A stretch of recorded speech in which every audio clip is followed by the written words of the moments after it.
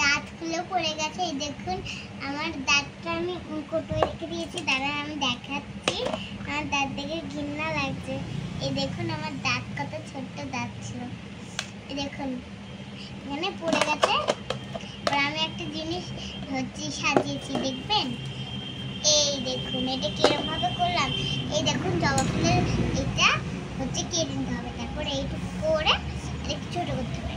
একটু ছোট করে একটা কাঠি নেবেন, এই ফুটোর ভিতরে এটা ভালোভাবে আটকে নিতে হবে। তাহলে হয়ে গেল আমাদের জবা ফুল কাঠি। খুব সুন্দর লাগছে এটা। এই দেখুন এটা খুলে পড়েও গেছে মাঝখানে। এই দেখুন ঝুলছে। কেমন লাগছে কমেন্ট করে জানাবেন কিন্তু। আর আপনারাও ট্রাই করতে পারেন।